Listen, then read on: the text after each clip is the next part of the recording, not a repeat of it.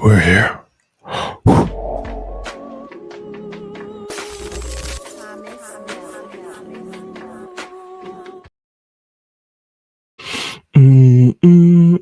don't like how that microphone looks on the camera. What's good, guys? Your boy Good Savage back in. You know what time it is, bro. It's the Aftermath show. We are here for the aftermath of Saturday night's main event. I mean, Saturday night main event happened on, well, Saturday. It's not Saturday anymore, like that. But we're here for the aftermath, man. You already know we get these shows going and that. And obviously, I didn't do a live stream to said Saturday night main event. I know a few people. I say a few people. I got a lot of DMs. Oh, you finally missed the paper. Shut up, man. I told you like already, blood. I told you like already, bro. Saturday night main event ain't a PLE. And the day, apart from John Cena's retirement, I ain't interested in Saturday night's main event when it comes to a watch along. Reason being because when I did the first watch along, I was so disappointed. I was so flabbergasted. I was so bamboozled. I was like, nah. And they've changed a few things since then as well, not in a positive way. I mean, Jesse the Body Ventura's not on commentary anymore. I thought he was really good on commentary for the first one or first two. But the only problem we had with Jesse Ventura is the fact that he's so old school, which I liked, that he was calling out stuff that us fans were saying in watch-alongs and in comment sections. He was calling it all out as the show was going on, and I wouldn't be surprised if Paul Levesque and Pritchard and the axe that. I don't know. I wouldn't be surprised if there was like, hold on a minute, man. You're calling our bluff a bit here. Like the fans ain't supposed to, you're not supposed to be agreeing with the fans. So to me, I thought that's what happened, and we haven't seen him since. So yeah, bit trash, but it is what it is. It is it's done now, isn't it? Let me get the comments up here so I can. But it is what it is. Done deal now, innit?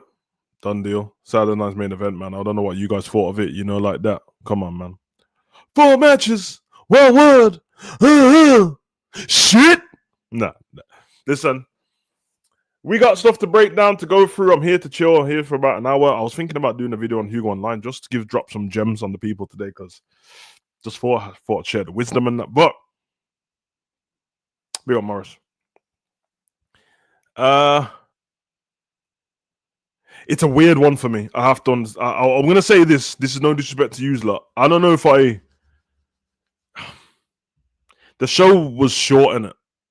Now, this is selfish, but anyone who's from this side of the world, short PLEs, because it's been bad, is good for me, innit? So a PLE that's gonna end that early, beautiful. One that's gonna start at 11 and finish at whatever time. By the way, I will say this, innit? This is not me. If I was doing the watch along, I would have been late, because on all of the reputable sources, I'm talking about the Metro, Daily Mail, TalkSport, Bleacher Report, on the thing when it gives you the time of when it's starting, like UK time, YouTube and that, all of them said 12 a.m. All of them said 12. One of them said 1. None of them said 11. And then I was like, yo, okay, let me do what I normally do. Click on the kickoff show on YouTube. And I went to click off the kickoff show and it said like starting in 37 minutes. But it didn't say kickoff show. It just said Saturday night main event. So I went to the live tab. There was nothing there. Apart from that, I was like, hold on a minute. This shit's about to start. And I know this because I was playing clubs with Cav and Ends at the time.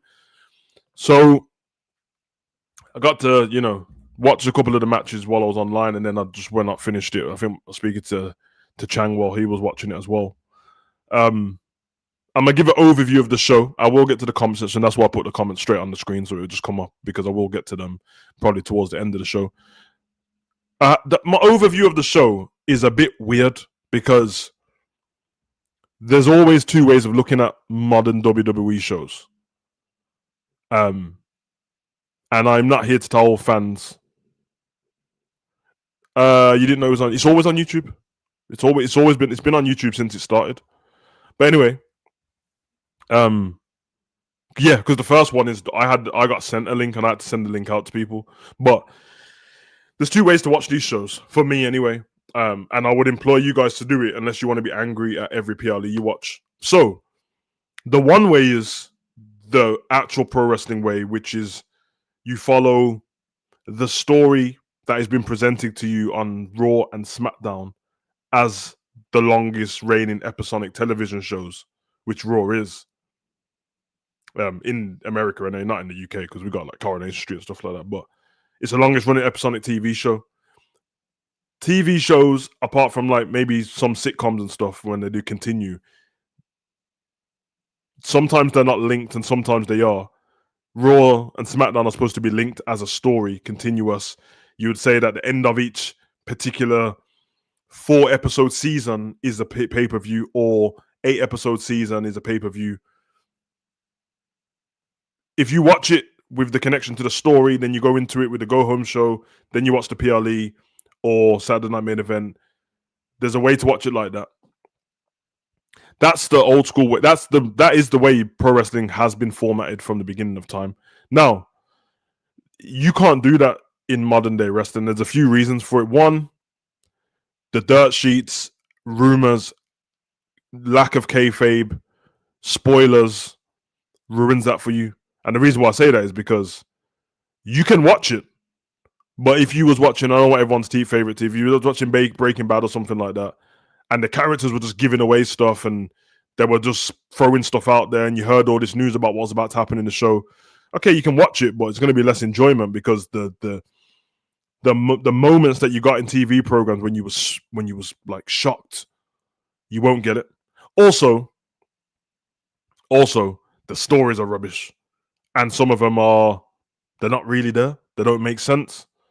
So then you go, okay, what's the other way, Savage? Well, the other way is you take a hint of the story. You take whatever happened on said go-home show, just that episode, and then you go into it and you take the PLE for what it is on the day, which means the only way you can judge the PLE on the day is, was the wrestling good on the day?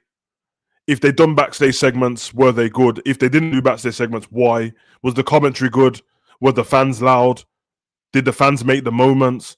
Was there high spots? Was there a great ending to each wrestling match? Did the show have a big wrestling feel about it? That's it. That's it. That's all you can do. And if you judge it on just that, which is what people do in the stadium, there's a reason why the ones in the stadium to us on TV, they're loud. They're enjoying it. They are yeeting because they're enjoying it. They're singing CM Punk song. They're singing to Cody Rhodes. It's every time. They're going crazy. They're all dressed like John Cena. They are invested on that day for the moment, which I wouldn't get angry at them anyway because it's not my business. But two, how could you begrudge somebody having that much enjoyment on the day when they've paid big money for these tickets? The tickets have gone up by 4 times the price for regular tickets. They've taken a family of 2, 3, and 4, some even more. They don't have to witness the adverts we're witnessing at home. So when we're seeing these adverts come on the screen, they're having the wrestlers do whatever, or the commentator or the ring announcer say something, or they got a video package on the screen, and for them they can go toilet and stuff like that. So for them, when you're in the stadium, backstage segments don't really, unless they're like Bray Wyatt level of backstage segments, they don't really help you when you're in the stadium. They're enjoying it with their merch, they're having a good time with their family. We can't do that at home because TV is completely different. So for the people that didn't enjoy Saturday Night Main Event, I think there's a few reasons for that. This is just a cold open, and we'll get into the match segment by segment. I'm reading your comments as well. If you're not reading them out loud, I can see what everyone's saying. But it's the show had 4 matches. 4 matches isn't a problem because it still felt like a longish show. Although you would think that if there's only 4 matches, I mean, you could be fair and say, okay, it's 4 matches. The shows are just over 2 hours. 2.5 hours. Does that mean every match gets half an hour? You would think so, wouldn't you? Now, you don't want to see every match for half an hour. But if I told you that Jade and Tiffany lasted about 5 minutes, then what? If Jade and Tiffany lasted about 5 minutes, you've got a lot of time left for 3 matches. And somehow, the other matches didn't feel all of them stupid long. There was no backstage segments. There was a lot of adverts, but to be fair, there wasn't even as many adverts as I'm used to. The John Cena announcement didn't take very long. So it's very baffling, this show. Another reason why a lot of people wouldn't have enjoyed this or did enjoy it is going to be based on the results. Now, two of AEW's finest are the champions now, which we'll get to. Did it feel like the place to do it? Do you feel like this Saturday night main event was built up enough for people to lose their title on this show? Considering they've been building up the John Cena Saturday night main event way bigger than this one. I don't believe. Forget the results, because I'm happy about certain results. Do I think it was the moment? Probably not. Probably not. But hey, I'm a spin some positives. But obviously, I don't know what WWE is going to go do after this. So, just from a creative mind where I can see a story going, if it happens, could be good. Some, none. Some, it's looking like they ran out of ideas very quick. And so, the show kicked off with Cody Rhodes and Drew McIntyre, the WWE. What is it called at this point? The WWE Undisputed Championship. Cody Rhodes' title, the one he retained. Well, he got back off John Cena versus Drew McIntyre.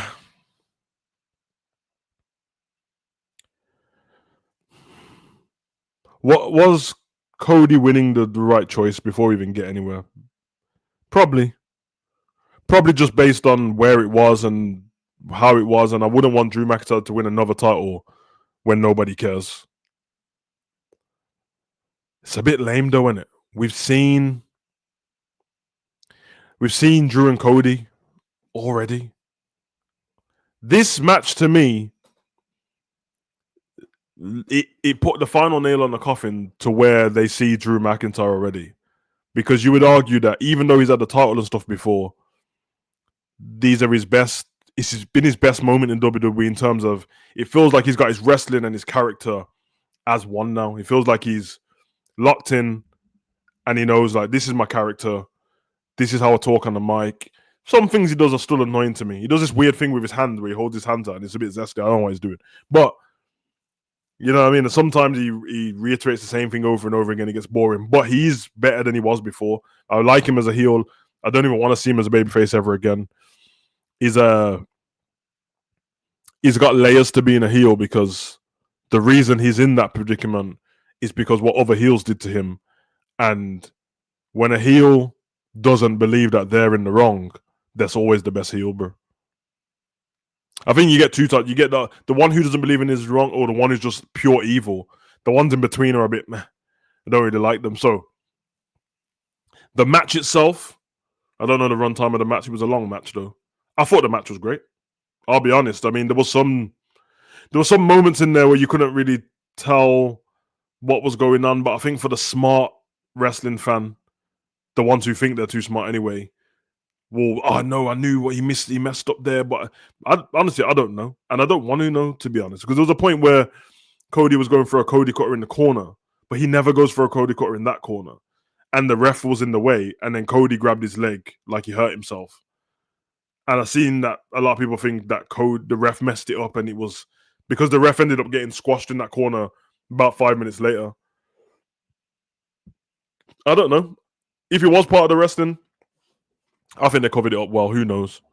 But obviously the ref ended up getting squashed in the corner, and then the match was, if anyone's in the go-home show, it was the contract signing, and Drew wanted the champion's advantage to be wiped from the match, which meant if Cody got counted out from the match, he would lose his title. The reason why Drew wanted this is because the previous match they had the week before on SmackDown, Cody hit Drew with the title and got disqualified. Obviously, he got to keep his title.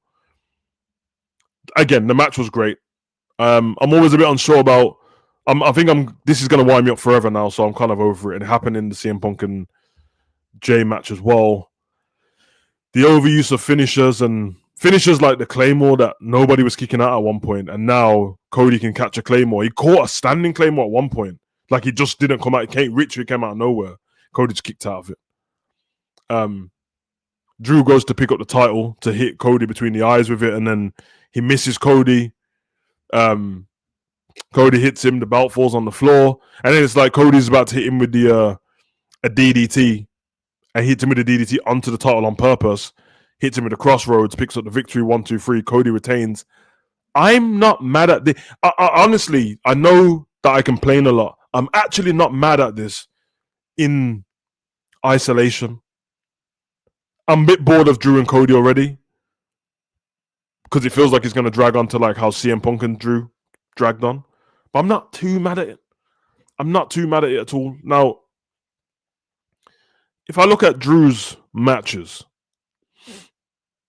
he fought Cody Saturday's main event, and he fought Cody on SmackDown, and he fought Cody at WrestlePalooza,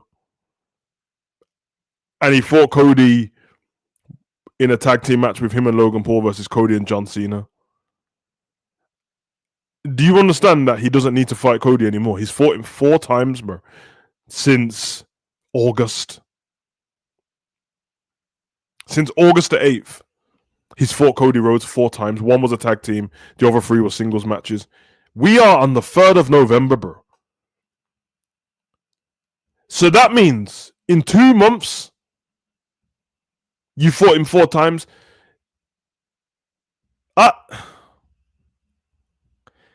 You fight Cody on average once every 2.13 weeks. What? Because the way this one finished, I wouldn't be surprised if Drew wants another match and he's going to put it in a cage match or a Hell in a Cell. We don't need another one. It's sad for Drew, though. It's sad for Drew. At least you're not LA Knight, though, because it could be worse. Now, Cody, on the other hand, is where I see a possible positive if they continue to book this right.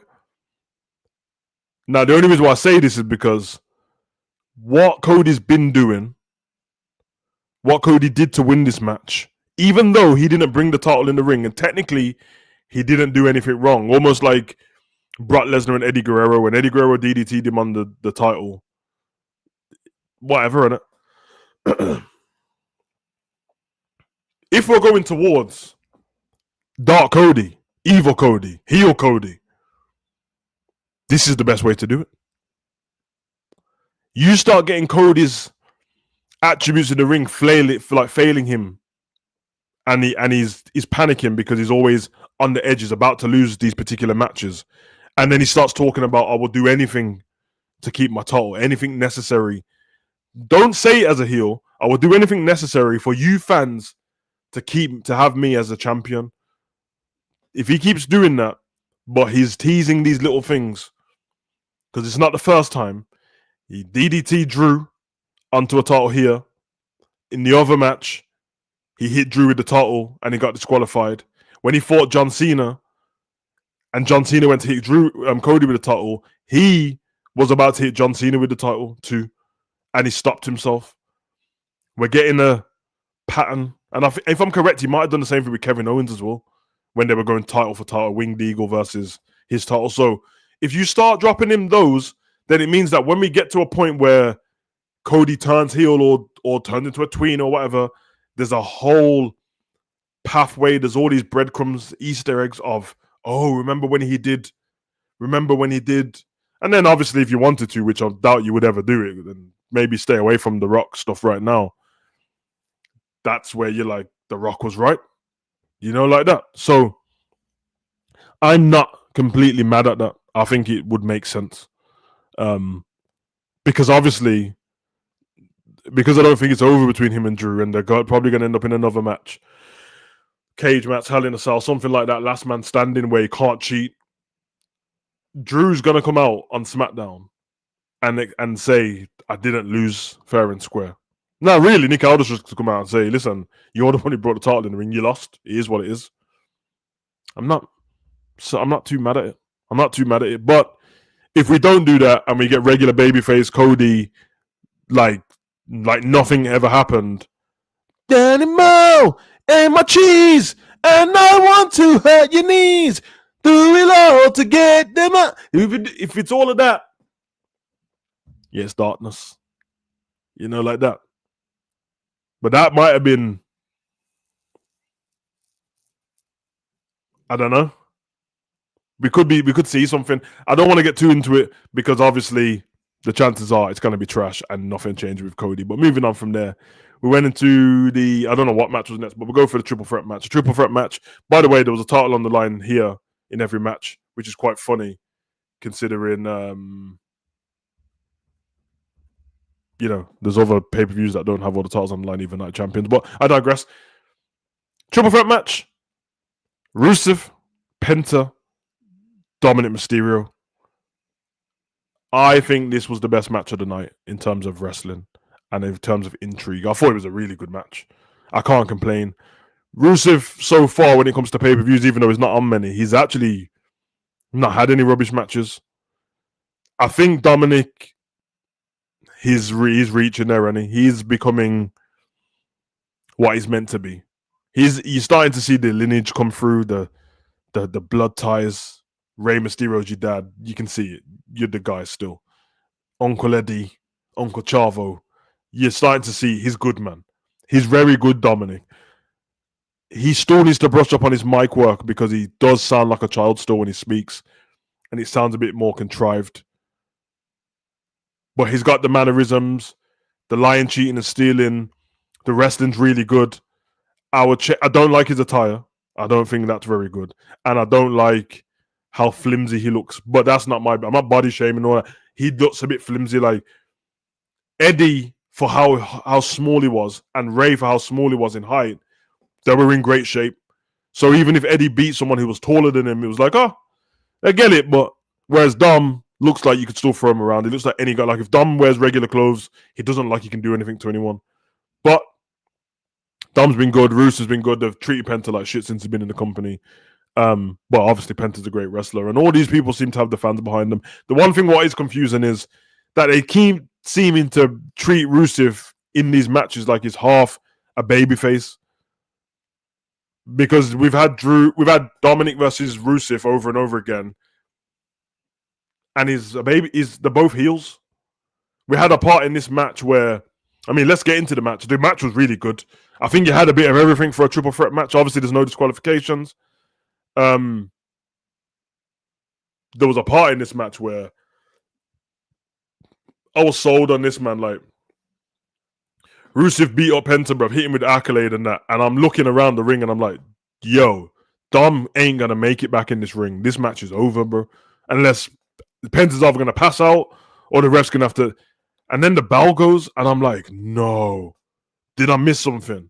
Did Rusev just win the Intercontinental? And then the genius, which I loved. This is why I love this match. The genius. The camera pans to the ring announcer's area, to the ring bell. And he's there. He's there, bro. And he's just ringing the bell himself. Dominic standing next to Lillian Garcia, and he's just got a grin on his face, laughing. Rusev is being paraded around the ring, thinks he's won. The ref's confused. Rusev's got his arm in the air. Obviously, you know what Dom's going to do. Gets in the ring, does what he needs to do. Plants him.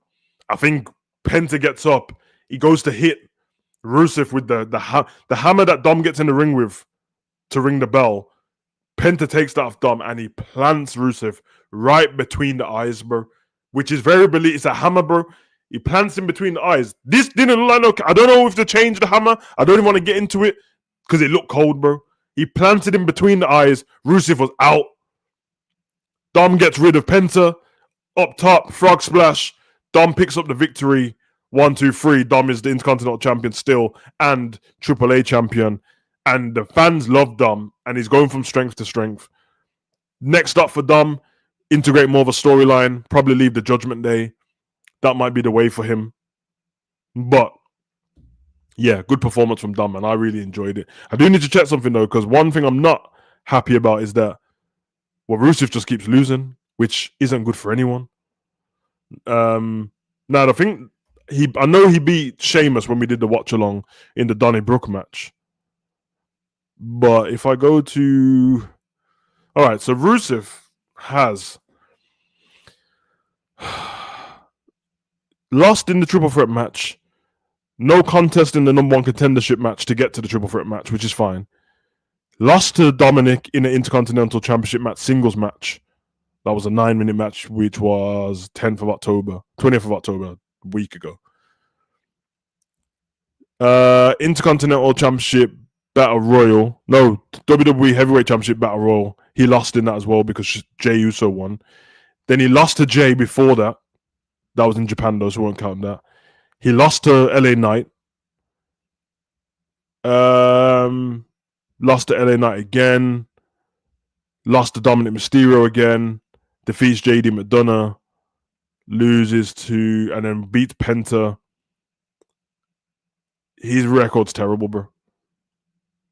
His record's terrible. Even if I just go, let me not be disingenuous. I'm only going to go through the shows that have been on TV. Won, lost, bro, he's lost to Dominic 3 times in a row.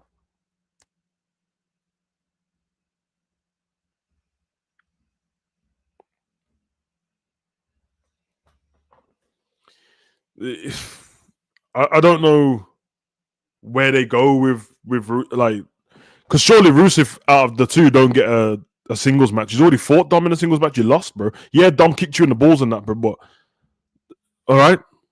So I don't know, man. But yeah, as I said, Dom's great. Best match of the night for me. Let's move on to this match, which I'm gonna make sure. Sorry, I'm taking long. I'm gonna make sure I'm getting the stats for all these matches, but I'm not trying to mess around. So let me go Jade Cargill.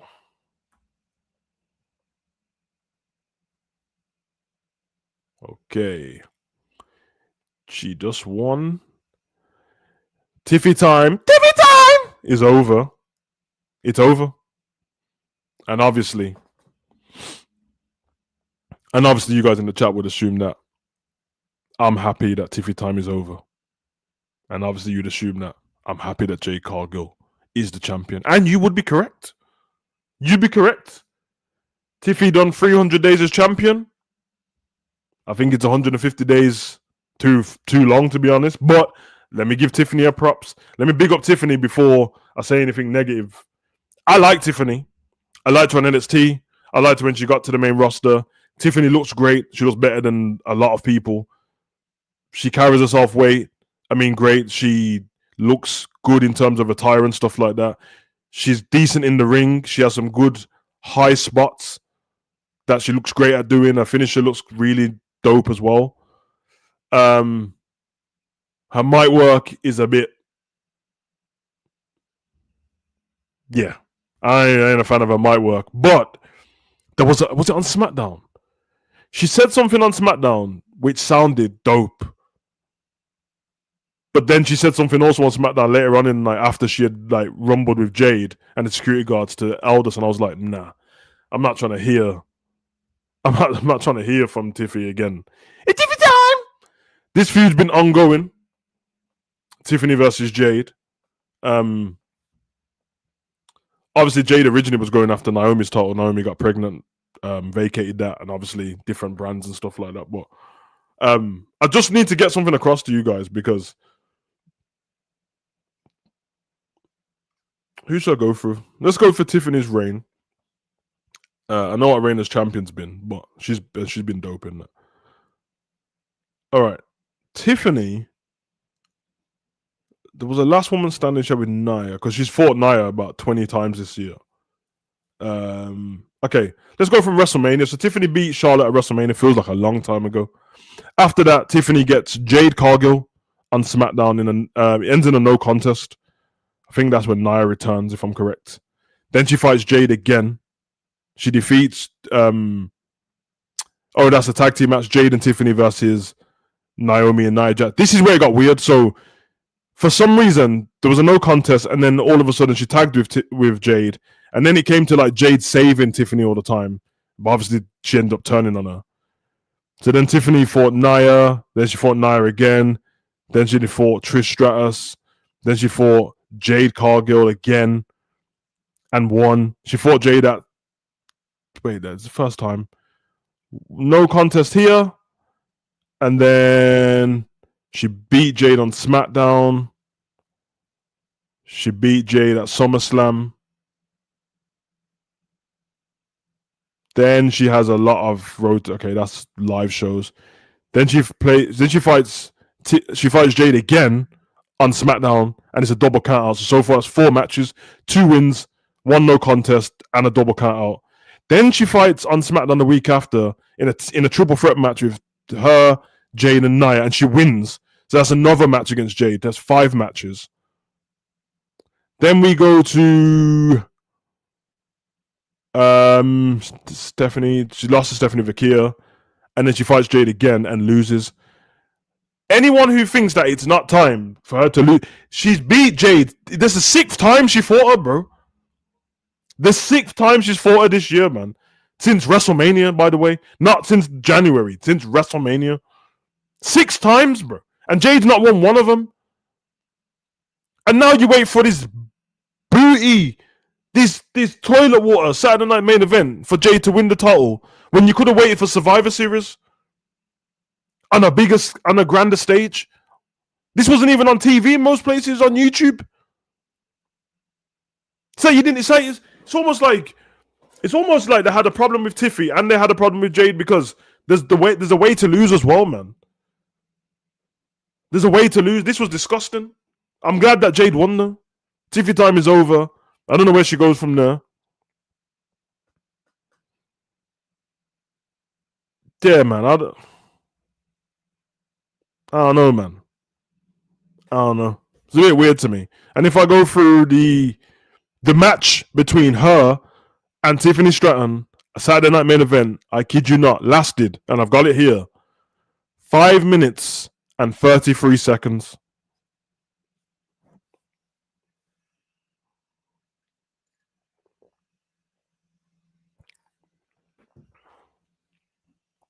So what you mean to tell me is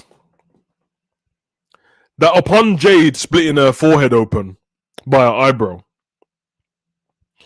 when she healed, they healed her with vibranium and made her superhuman to a woman that she's fought 5 times and lost already. But then she gets in a match with her and beats her in 5 minutes. 1 minute for each time they've fought previously. What? Now, I'll tell you one thing they did right and wrong at the same time. They booked Jade in this match how she should have been booked in the first place. They booked Jade in this match how they booked Jade in AEW.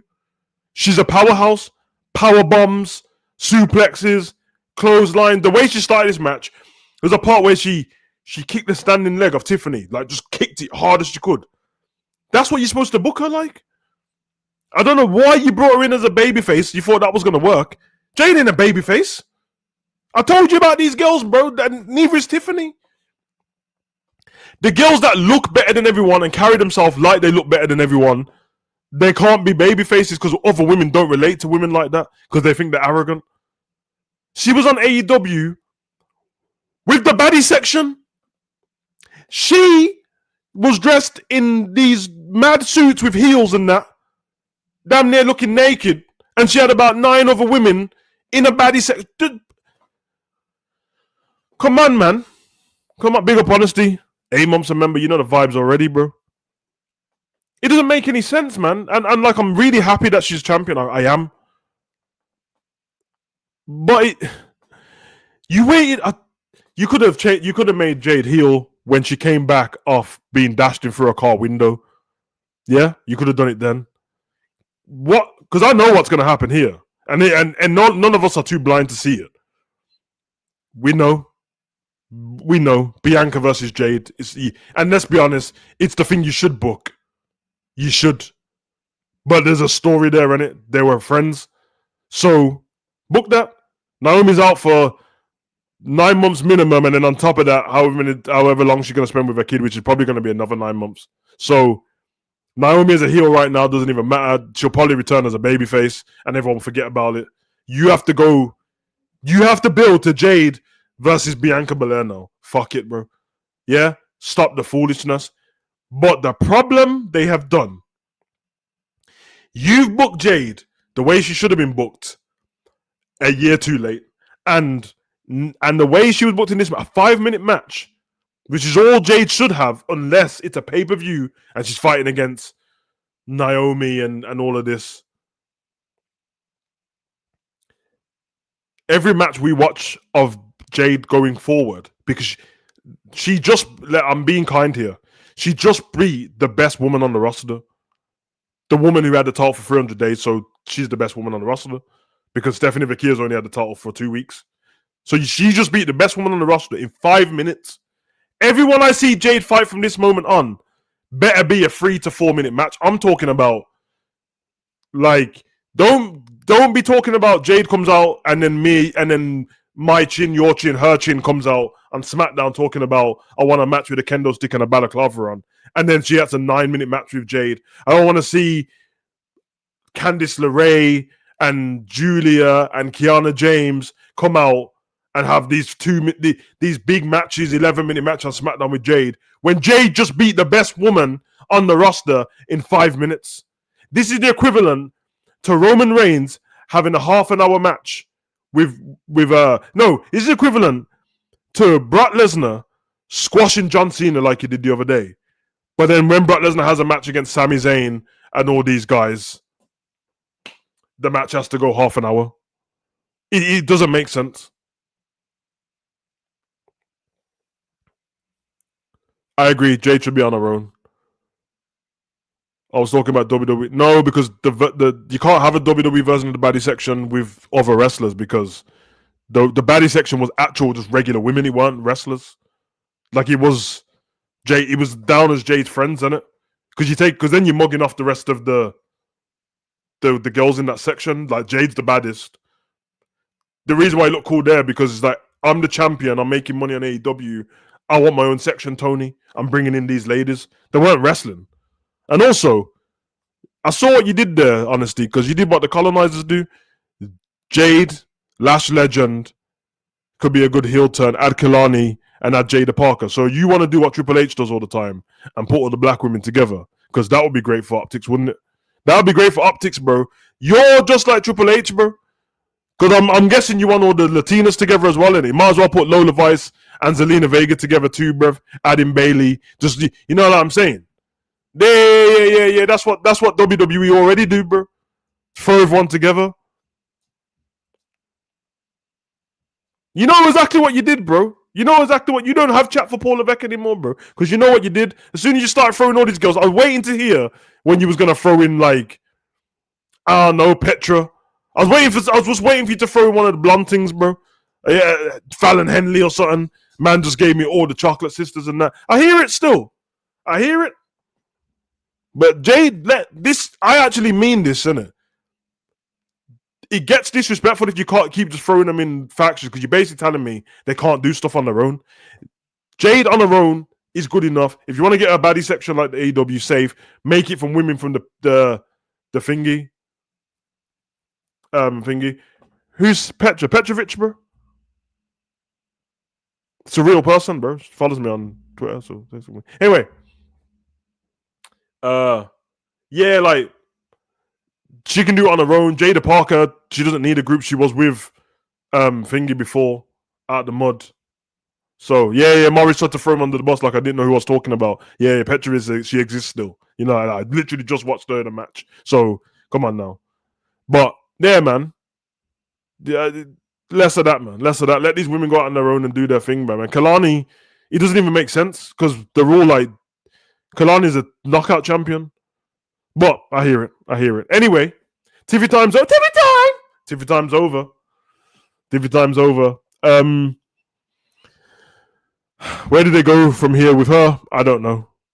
But Triple H has a problem with.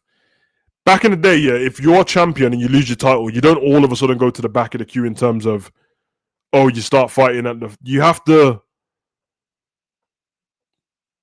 Yeah, man. You have to still be about. Not seeing Tiffany to the Rumble is a stupid idea, because then you're telling me that no Tiffany, no Bianca, no Liv Morgan. It's long, bro. Like, it's not even. And I'm not saying you're stupid. I'm saying it's stupid, because Triple H probably will do that for the pop, but it's dumb, bro. And also, I'm thinking at this point, is Bianca even hurt, or is she just pregnant or something? Seriously, because I saw her when they did the Saudi Arabia thing, and her fingers, like, I heard her talk on Chris Van Fleet months ago about a finger. I understand that she said it was broken a certain way, but I'm not stupid. It's not her finger what's still keeping her out. And I'm not doing speculation rumors. I'm not doing any speculation rumors. I'm actually speaking from myself.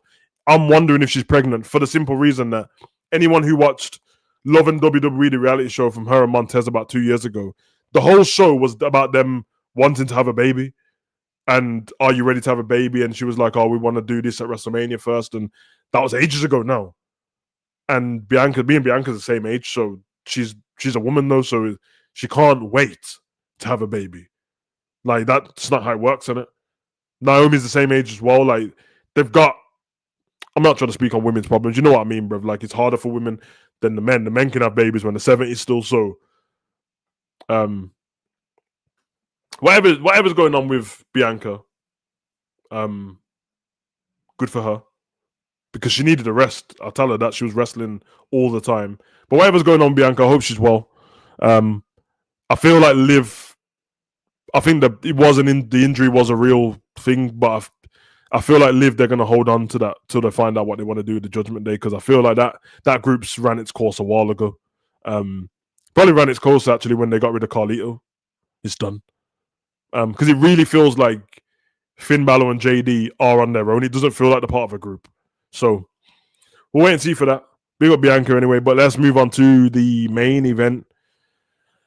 This might be the most disappointing part of the whole Saturday night main event. I can't lie, bro. Because if you see, I haven't moaned about the first 3 matches so far. I've found faults in some of the stuff. But overall, I'm happy. Oh, yeah, I didn't even see how Jay beat the shit out of Tiffany. That's how she won the match. She hit it with 2 power bombs, then hit it with the Jaded, and she's champ. But I didn't like the reaction of the fans. They didn't seem to care too much. Hopefully, she comes in with a new swag. Did you not see her thingy, by the way? Her on SmackDown, the Halloween costume, the Catwoman one. Oh my god, bro. Enough said. Anyway, this match,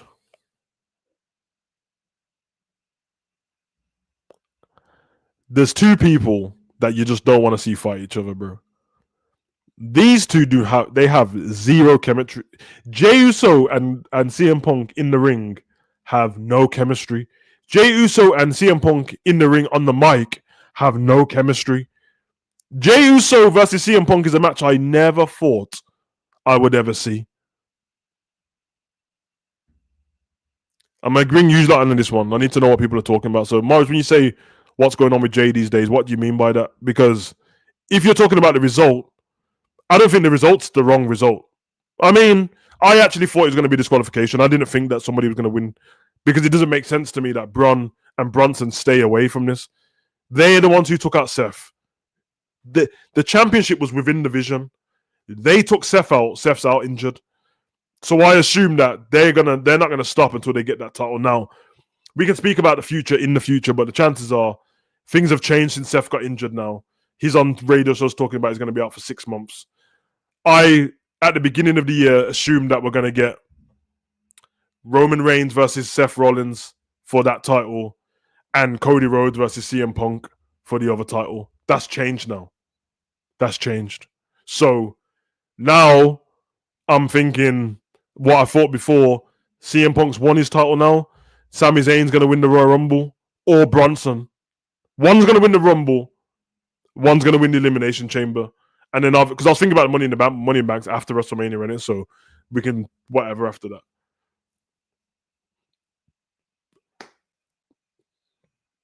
Makes more sense for CM. If they do it, Sami Zayn's going to win the Rumble. Bronson Reed's going to win the Elimination Chamber. And then they're going to go and do that match. Bronson Reed versus CM Punk at WrestleMania, with Paul Heyman in Bronson Reed's corner, where the story's there because the previous WrestleMania, he was in CM Punk's corner and turned. And then Sami Zayn versus Cody Rhodes, bro. The only part sucks about that is where the fuck is the Tribal Chief going to be at WrestleMania? Who knows? But we'll get to that because we have to wait and see what else happens. So, his in-ring work has been sloppy, is what I'm on. I'm going to say this about Jey, because I think everyone's over-exaggerating although there is moments where I see it sloppy. This match isn't one of them in terms of him. I think both of them have no chemistry and was shit in this match.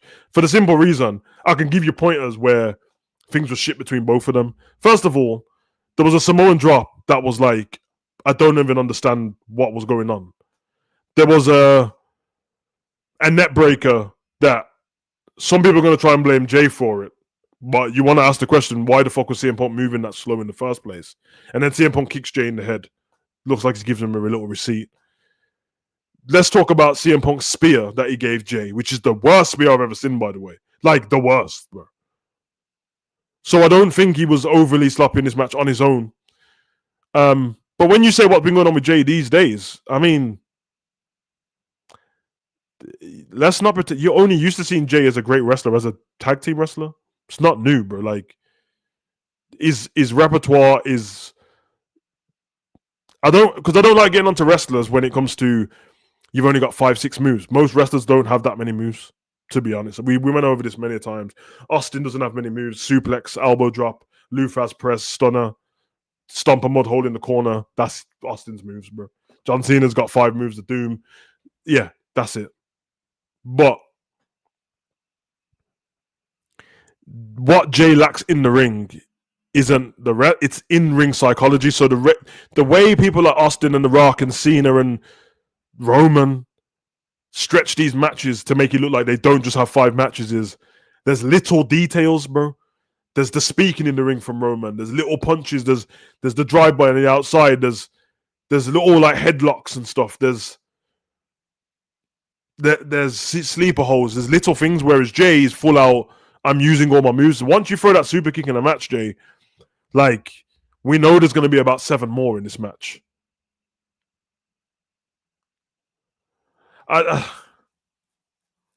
This match wasn't good, man.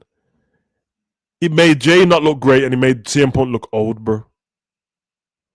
Now, CM Punk is in his mid-40s.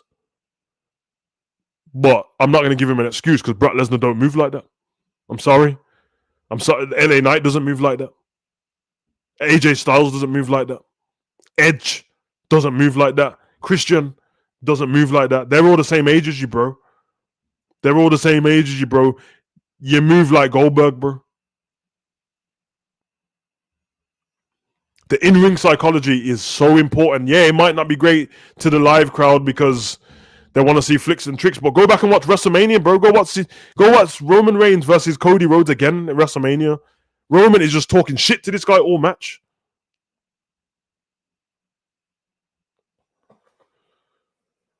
When you say what's going on with him referring to the crowd, I can't tell if he's working the crowd now with the tweener thing or he's letting the online opinions get to him for real. No, come on, man. He's smarter than that, bro. He's under the tutelage of Roman, bro. It's not the online crowd getting to him. That's his story at the moment. But like, let's be honest, bro. Like they've been doing that in wrestling. When he was about to fight Gunther at WrestleMania, they brought in the fact that people were saying from the outside stuff. So I don't think it's him. Yeah, I seen him on Instagram, y'all win. Makes sense for his character. I don't know why we're over exaggerating. Like it makes sense for his character because he's not a full-fledged heel yet. He's just had enough. It's like, don't get me wrong, I hear it, but wrestling's been rubbish, but he's had enough, bro. They've been talking about this. The whole thing with him and Roman and Jimmy is the fact that Jay's had enough. Roman said, well, I see that you've had enough. It's your time. You have to take what you want. Does this make sense?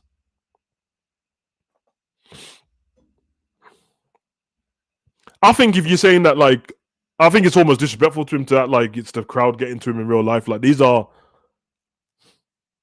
Until I hear him say it in an interview or stuff like that, I'm not going to be disrespectful like that. Because he makes me saying that, like, this guy's some weak dude that a couple of comments have bothered him. Maybe comments from his dad have bothered him. His dad's the one who's always trying to defend his honor, bro. Like, this is not the worst he's been in. He lost the WWE title after 50 days. Like, when he won the Battle Royal, you think that they didn't tell him he weren't winning against CM Punk, bro? He knows, innit?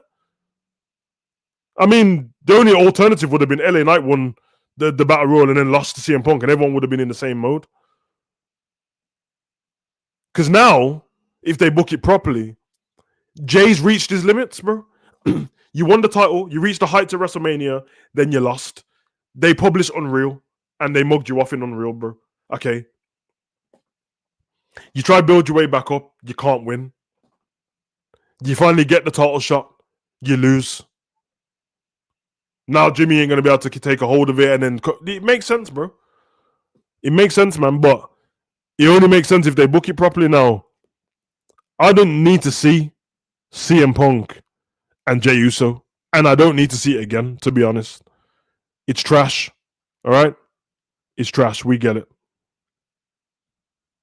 Let me show you this before we get out of here. This is where we get a bit of a, because I think there's an overreaction sometimes of certain things. Where is it? Uso. All right, where is it? CM Punk.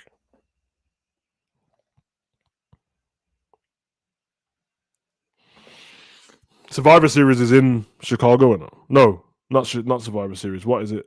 One of them events, bro. Elimination. Oh no, Elimination Chamber or something, bro. All right. Yeah, because Survivor Series in San Francisco. That's where that is. All right, let's go. CM Punk, Jey Uso. All right, let's go through Jay's last matches, man. I'm going to show you something here. Because it's 50-50 booking with Jay. So, let's go from... Let's see if they've mugged Jay off properly. When did we go... Because Jay's been really fighting Bronson Reed and Bron Breakker most of the time. So, Jay loses to CM Punk Saturday Night Main Event. He wins the Battle Royal. He defeated... Oh, that was the triple threat match he had with CM Punk and LA Knight. That was on Raw. CM Punk won that match. CM Punk and LA Knight defeat the Usos on Raw. Jey Uso versus LA Knight, he wins. The Vision beat Jimmy and Jay, WrestlePalooza. The Vision beat Jay and LA Knight. Seth Rollins, CM Punk, Jey Uso, and LA Knight clash in Paris. Seth Rollins wins that one. Jimmy and Jay. Well, where's that go? That's the road to Clash in Paris. Extreme Rules, Jey Uso defeats Bron Breakker. Jey Uso and Roman Reigns defeats Bron Breakker and Bronson Reed at SummerSlam. His thing's been all over the place. Basically, he's had a lot of tag team matches.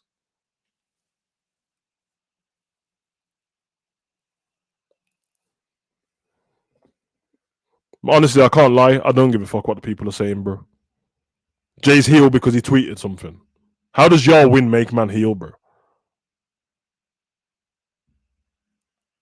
Yeah, Gary Punk versus Breakker, but I think that's WrestleMania. I think that's where we go with that. Yeah, man. I'm just saying that we've seen Jay and CM Punk in a match together. 1, 2,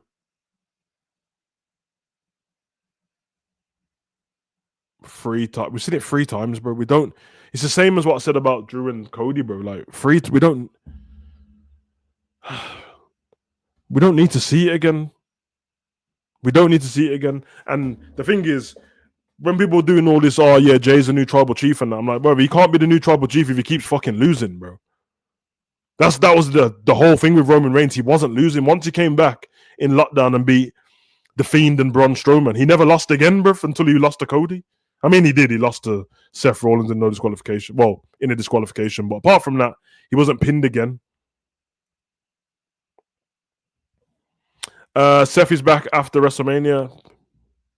How am I supposed to know? I don't know. He just said he was out for about 6 months, which is about WrestleMania time. There's 2 months till Christmas now to the end of the year, and then there's 4 months is April. So, like that. We need to see Roman versus Bron Breakker. Bron Breakker goes after the title. Before he goes after the title. Okay, you must be ready to see Roman Reigns lose, bruv, because it doesn't make sense if he's going after the title to fight Roman and then lose. So, yeah, bit of a dark one. It makes sense to me for Seth Rollins to return, if he can, the Raw after Mania. If Bronson Reed wins at WrestleMania, raises the title. The Vision's all excited and happy. And then on Monday Night Raw, Seth Rollins returns. And then you build a program between him and Seth. I never lost my title. I am a visionary. I am a revolutionary. I am Seth. Yeah, all of that. All of that.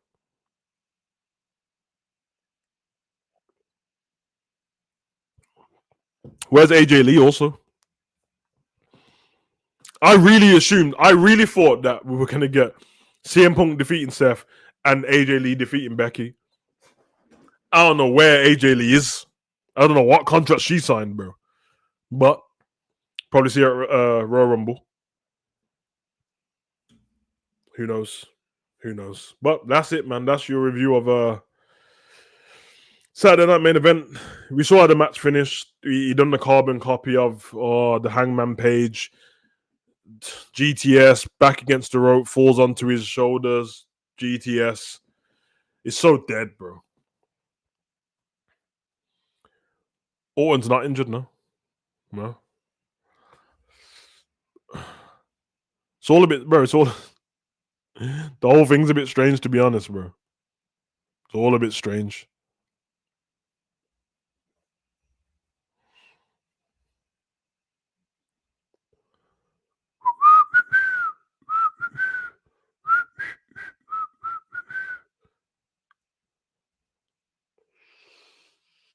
Bro. I think Randy Orton's last match was against Division. There's Division and versus Cody Rhodes and Randy in it. They won Division on SmackDown. That's the last time we saw him. That was on the 3rd of October. So a month ago, dead on, 4 weeks ago. And then before that, he fought Drew McIntyre. So, yeah. Oh, yeah, Raw tonight. I forgot that Raw was even on tonight. I forgot the day, to be honest. It'll be interesting. CM Punk will have. Well, we know what's going to happen on Raw now, I've come to think of it. CM Punk will come out with his title celebration. He'll start giving his stupid speech that we don't need to hear, by the way, because he's going to be like, do you want to bet he's going to say, this is the speech that I was going to give you guys the Raw after, but Seth Rollins cashed in. And now I'm the champion. I've reached the top, and I can't wait to go on. And then the Vision's music's going to go off, and Paul Heyman's going, my name is Paul. Nobody cares, bro. Nobody cares, man. The only thing that make me... I'm not joking. This is how much I don't care. I hope that when CM Punk starts talking, Brock Lesnar's music goes off. All right? I hope Brock Lesnar's music goes off, bro. Seriously. Run me Brock Lesnar and CM Punk again. Watch it. Then I'll show you the difference between CM Punk and Brock. You'll find out very quick about the age of these guys. Because I don't know how Randy Orton, CM Punk, Brock Lesnar, AJ Styles, and LA Knight, and all these guys are around the same age, and only one of them looks old, bro. One looks battered. 2 of them were in the UFC, and one was a UFC champion. The other guy, yeah. Enough said. Enough said. But, guys, big up to you lot. Thanks for tuning in. We did an hour. Funny enough, I didn't even look at the clock then. But, yeah, we done an hour, man. So, we will be back tomorrow. If Raw's... Oh, God, man, I don't even... Either way, there'll be a video tomorrow. Whether it's going to be a live stream on Raw or it'll be a breakdown of Raw. Either one, there'll be a video tomorrow around the same time, because tomorrow there is Liverpool versus Real Madrid in the evening. So I guess I'll be there for that. And then Wednesday, we'll move on from there as well. Again, for the people that watch this later on and keep DM me, I think I put it on YouTube actually, but I keep getting DMs. Where's your reaction, Savage? Blah, blah, blah. Listen, I hear it, bro. I hear it. I appreciate it. It's flattering that you want to see my reaction to these shows. They're on TikTok, bro. They are on TikTok with no copyright claims. I put them on YouTube, and they're up there now. But what YouTube do is, as soon as I upload it, it tells me this video is blocked in certain territories.